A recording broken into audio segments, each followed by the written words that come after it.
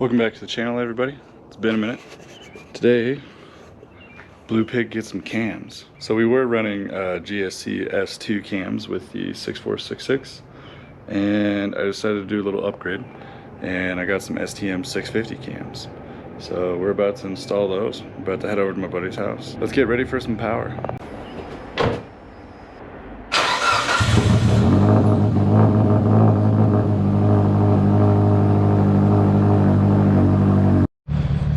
Definitely make sure you bring everything with you the first time around, otherwise you're gonna have to go back home. One of those things might be, you know, a computer or your laptop.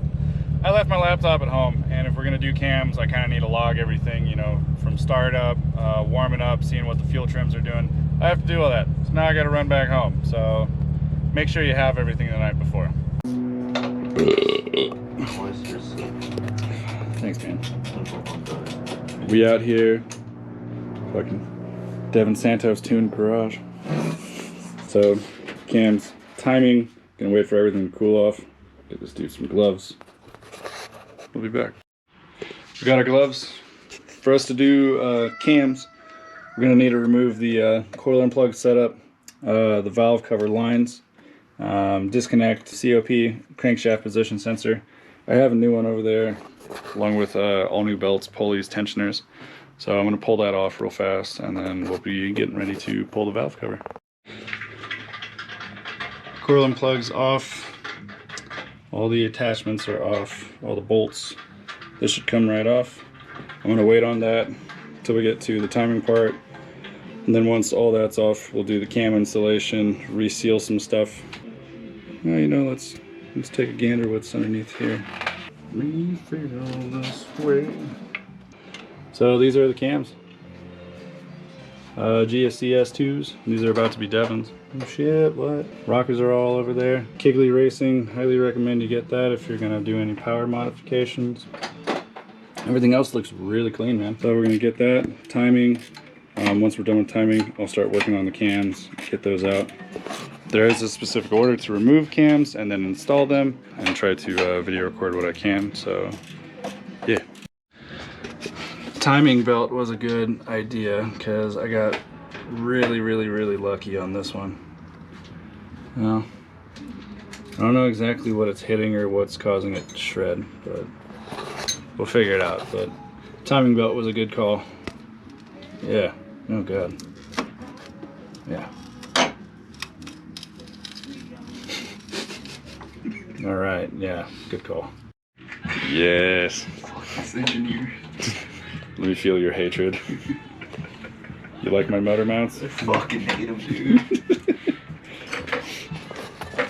Aftermarket motor mounts are fantastic until you need to pull them out. Yup. Jesus. There you go. There you go. See, it's still good. Fuck that shit. It does the job. It does, but it's fucking annoying. So that's the timing mark up there, and that's where the balance shaft is right there. Yeah, so that's off. I mean, this is off a little bit. I mean, it's not, you know, no big deal, I guess. I mean, it's just, you know, timing. So we're gonna get that out of there. Oil looks like I got a pretty big oil leak coming from somewhere. It looks like it's from the oil pan, but I don't think it's from the oil pan. We also are suspecting that there's an oil leak coming from the actual head gasket.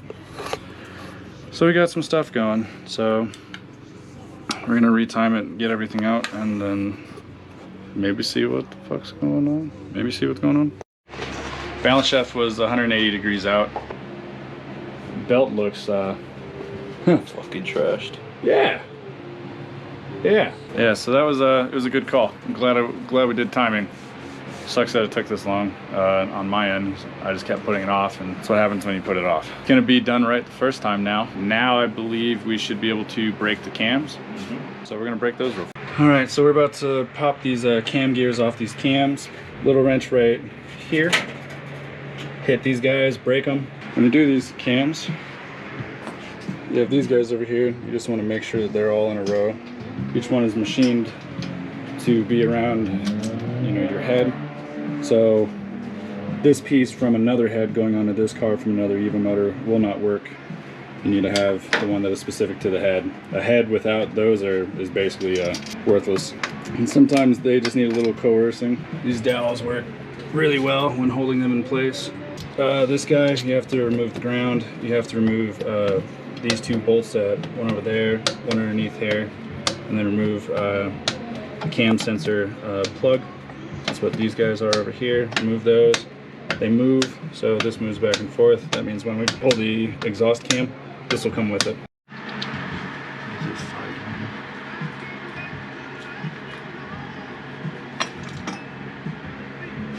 So this is how these guys look. We're also thinking that maybe the head is just leaking. So what we're thinking about doing is retorquing the head studs. I last retorqued them to 90 foot-pounds. We're gonna try 100 foot-pounds. See if that cleans up anything.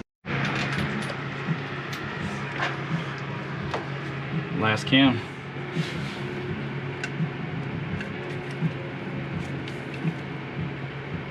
Fucking hell. She in there. There she goes.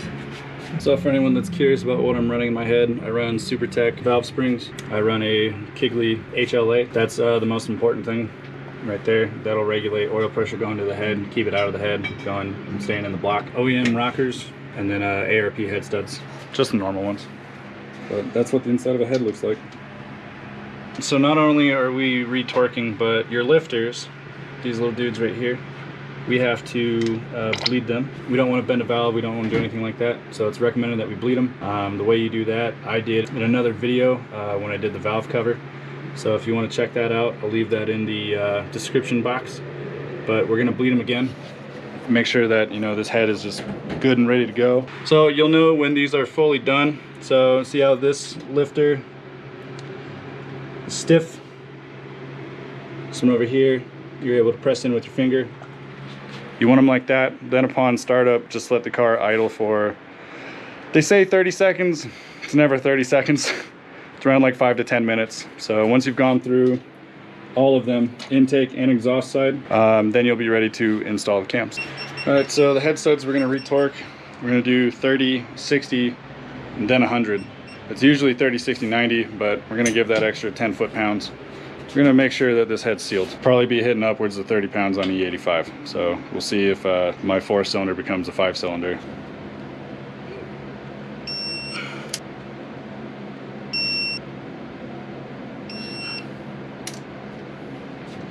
Safe. So for torquing the heads, it's 13. Just for the ARPs, want to make sure that, you know, this thing's good. Didn't seem like it was moving, so I think it was already at 100 and it stayed. So maybe it is. Yeah, maybe it is just the head gasket. Big cam time. Little lubes. The good lube. What'd you forget, Devin? Huh? We won't talk about it. You want to talk about it? Need some stuff over there. Need some stuff up there. We got it though. We know what we're doing.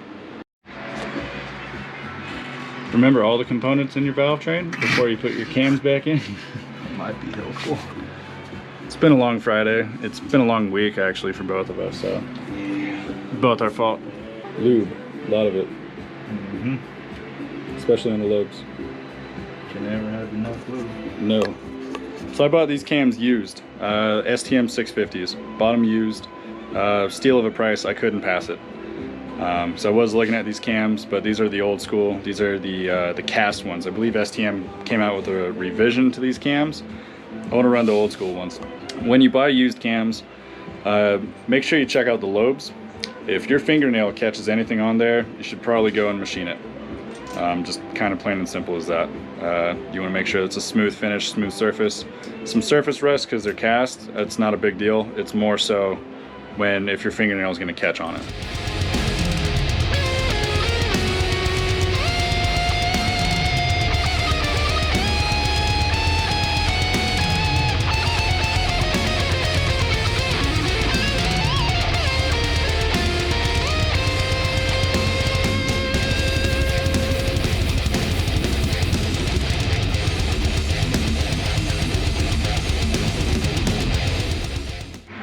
For all the Karens out there that were saying, hey, you shouldn't be using a gun on that, well, we're just seating them. This is where the torque specs come into play.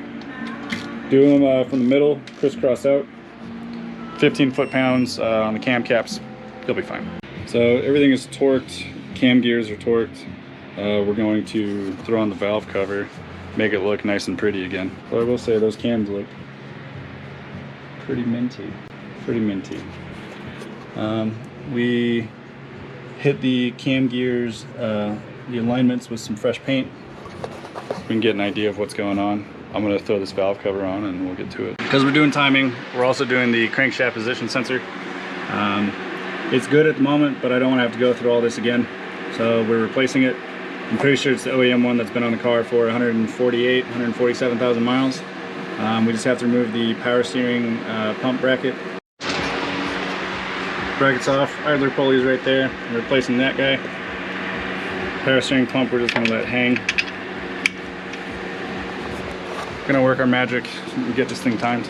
Got the crank position sensor on, swap that out, threw some things back on the top. I think it's time for some food. Time for some food? Mm-hmm. Time for some food. New timing belt. Just a reminder when you do your timing belts to do your balance shaft belts too. This one was really, really loose. And then this one, we were starting to get into missing teeth. Take care of your car. Car will take care of you. Aside from that, I'm about to take out the spark plugs. We're gonna let the car warm up afterwards. Once it's just running, we're just gonna let it run. Get rid of that lifter tick with the new cams. Log everything with the computer. I am gonna swap out the spark plugs. I am getting ready for tuning, and I didn't change out my plugs when I did my oil change 100 miles ago. So I'm gonna go ahead and do that. I've said it in past videos, but gap them to about 0.020 to 0.022. That's where Evos like to be at, especially with a high boost. New spark plugs are in. I'm going to hook up the coil and plug setup. Valve cover fittings are tight. Everything else is tight. We're going to do the lower timing cover, upper cover, start messing with serpentine. Fun. These mounts are great when you have them in the car. These mounts are not fun to install back in your car when you take them out. We are done. We've gone through everything. Everything's nice and tight. Everything's grounded. Everything is working. Now we're going to push this out and then we're going to start it. A little nervous.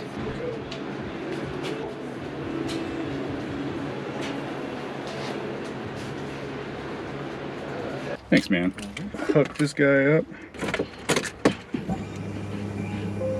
through the AEM program, ECU, connect to ECU, slow, fast. Okay, fuel trim, logging, start PC logging.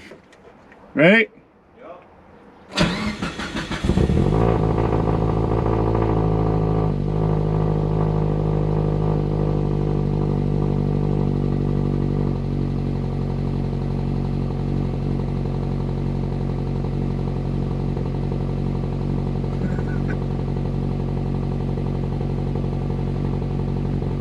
That log.